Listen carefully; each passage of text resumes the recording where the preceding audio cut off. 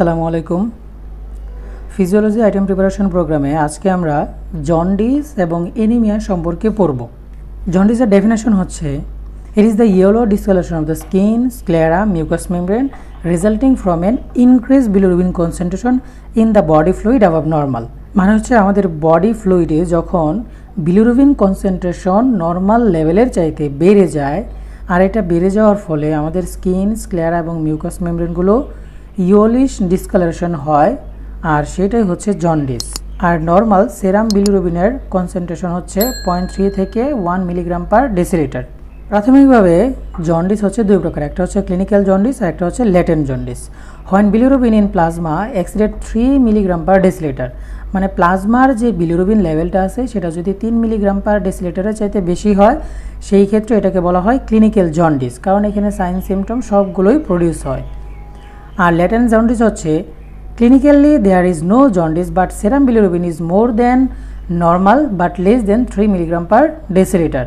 মানে এই ক্ষেত্রে ল্যাটেন্ট জন্ডিসে বিলিরুবিনের যে পরিমাণটা আছে সেটা 1 মিলিগ্রাম পার ডেসিলিটারের চাইতে বেশি হয় আর 3 মিলিগ্রাম পার ডেসিলিটারের চাইতে কম হয়, তাই এটা হচ্ছে ল্যাটেন্ট জন্ডিস।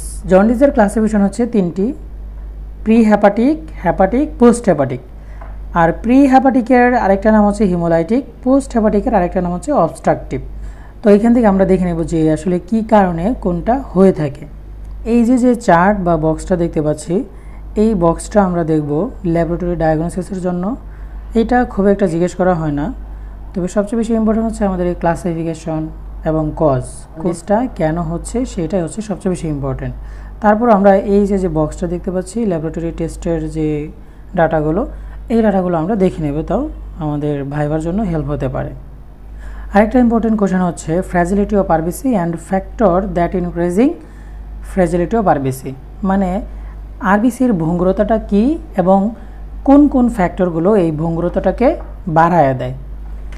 ডেফিনেশন হচ্ছে, the fragility of RBC means the tendency of RBC to break down or disintegrate discharging content into the surrounding fluid. আরবিসির ব্রেকডাউন হয়ে যাওয়া, আর সেই ব্রেকডাউনের পর এই আরবিসির যে কন্টেন্টগুলো থাকবে সেই কন্টেন্টটা আশেপাশের যে ফ্লুইড আছে সেই ফ্লুইডে পতিত হওয়া বা সেই ফ্লুইডে যাওয়া। ইনক্রিজিং ফ্র্যাজিলিটি অফ আরবিসি এগুলো হচ্ছে কেমিক্যাল এজেন্ট যেরকম chloroform, ether, alcohol, bile salt, strong alkali and acid. Bacterial agent আছে staphylococcus, tetanus bacilli. Viral agent আছে স্মল পক্স, মিজিলস। ভেনমের মধ্যে আছে ফ্রম কোবরা অ্যান্ড স্পাইডারের ভেনম। ডিজিজের মধ্যে আছে sickle cell anaemia, congenital haemolytic anaemia, hereditary spherocytosis, lastly deficiency of glucose six phosphate dehydrogenase. এখান থেকে আমরা রেড সেল ইন্ডেক্স কী কী আছে সেই নামগুলো দেখে নেব। MCV, MCH, MCHC. কোনো সময় আমরা এই শর্ট ফর্মগুলো বলবো না, আমরা অবশ্যই এগুলোর যে ফুল মিনিংগুলো আছে সেই মিনিংগুলো বলবো। যে মিন কর্পাসকোলার ভলিউম মানে এমসিবি, মিন কর্পাসকোলার হিমোগ্লোবিন মানে এমসিএইচ, মিন কর্পাসকোলার হিমোগ্লোবিন কনসেন্ট্রেশন মানে এমসিএইচসি। সেই সাথে এই ভ্যালুগুলো মাঝে মাঝে জিজ্ঞেস করা হয়, তাই ভ্যালুগুলো আমরা দেখে নেব। এখন চলে আসছে আমরা সবচেয়ে গুরুত্বপূর্ণ টপিকসে, এনিমিয়াতে। এনিমিয়াটা খুবই জিজ্ঞেস করা হয়, ডেফিনেশনটা না পারলে ফেল হওয়ার সম্ভাবনা অনেক বেশি, তাই আমরা ডেফিনেশনটা খুব ভালোভাবে দেখে নেব। Anemia may be defined as a clinical condition characterized by the pale coloration of the skin, mucous membrane due to qualitative and quantitative deficiency of hemoglobin below the lower limit in the peripheral blood in respect of age and sex. যদি হিমোগ্লোবিনের পরিমাণটা পরিমাণগতভাবে এবং গুণগত মানভাবে কমে যায়, সেই কমে যাওয়ার কারণে আমাদের স্কিন এবং মিউকাস মেমব্রেনটা ফ্যাকাশে হয়ে যাওয়া মানে পেল কালারেশন হয়ে যায়, সেই কন্ডিশনটাকে বলা হচ্ছে এনিমিয়া। এনিমিয়ার মরফোলজিক্যাল ক্লাসিফিকেশন খুবই ইম্পর্টেন্ট, এটা খুব জিজ্ঞেস করা হয়, এটা অবশ্যই পারতে হবে।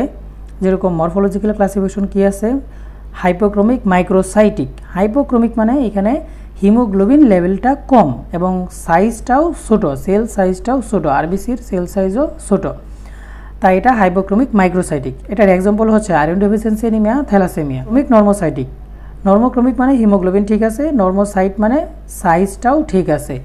আর এইসব কোথায় পাওয়া যায়, haemorrhagic anaemia, haemolytic anaemia, aplastic এনিমিয়াতে। ম্যাক্রোসাইটিক এনিমিয়া মানে সেল সাইজ বড় হয়ে যাওয়া, আর এটার এক্সাম্পল হচ্ছে megaloblastic anaemia, pernicious anaemia, folate deficiency anaemia. সেই সাথে আমরা ইটিওলজিক্যাল যে ক্লাসিফিকেশন আছে সেটা আমরা দেখব। এগুলো কম জিজ্ঞেস করা হয়। এনিমিয়ার যে ভ্যালুগুলো আছে সেই ভ্যালুগুলো আমরা দেখে নেব। এটা খুবই জিজ্ঞেস করা হয় যে মাইল্ড এনিমিয়ার কখন বলবো, যখন হিমোগ্লোবিনটা 12 থেকে 9 গ্রাম পার ডেসিলিটারের মধ্যে থাকবে। মডারেট এনিমিয়া হবে যখন হিমোগ্লোবিন 9 থেকে 6 এর মধ্যে থাকবে। আর সিভিয়ার হবে যখন 6 মিলিগ্রাম পার মিলিলিটারের চাইতে কম হয়ে যাবে haemoglobin level. What is the common form of anaemia in Bangladesh, মানে আমাদের বাংলাদেশে কোন এনিমিয়াটা সবচেয়ে বেশি দেখা দেয়? এটা হচ্ছে আয়রন ডেফিসিয়েন্সি এনিমিয়া, যেটা হাইপোক্রোমিক মাইক্রোসাইটিক এনিমিয়া। এর কস্টটাও জিজ্ঞেস করা হয় অনেক বেশি। Blood loss, increase physiological demand, malnutrition, এইসব ক্ষেত্রে আমাদের এই আয়রন ডেফিসিয়েন্সি এনিমিয়া দেখা দেয়। Why does anaemia occur in vitamin B12 deficiency? এইটা অনেক জিজ্ঞেস করা হয় ভাইবার জন্য এটা খুবই ইম্পর্টেন্ট যে ভিটামিন B12 এর অভাবের কারণে কেন এনিমিয়া ডেভেলপ করে। কারণটা হচ্ছে ডেফিসিয়েন্সি অফ ভিটামিন B12 এটা যখন হয়, decrease synthesis of thymidine which is one of the 4 base found in DNA. মানে এই থাইমিডিনটা হচ্ছে ডিএনএ স্ট্রাকচারের 4টা যে ক্ষার আছে সেই 4টা ক্ষারের মধ্যে একটা হচ্ছে থাইমিডিন। তো সেইটার পরিমাণটা, উৎপাদন পরিমাণটা কমে যায়, DNS or inadequate DNA synthesis. তো সেই মানে কাঁচামাল যদি কম থাকে তাহলে আমাদের প্রোডাকশনটাও কম হবে। ঠিক সেমভাবে এইখানে ডিএনএ সিনথেসিসের যে ম্যাটেরিয়ালটা আছে থাইমিডিন, সেই থাইমিডিন যেহেতু কম পরিমাণে আছে, কম পরিমাণ সিনথেসিস হচ্ছে, তাই ডিএনএটাও সিনথেসিস কম পরিমাণে হবে। Defective nuclear maturation, DNA synthesis যদি ইনএডিকুয়েট হয় তাহলে ম্যাচুরেশনটাও ডিফেক্টিভ হবে।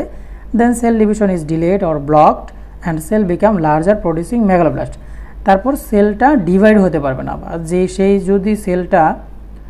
সেই সেলটা যদি ডিভাইড না হতে পারে সাইজে বড় হতে থাকে, আর এই সাইজে বড় হয়ে গেল সেল সাইজ, আর এটাই হচ্ছে মেগালোব্লাস্টিক এনিমিয়া।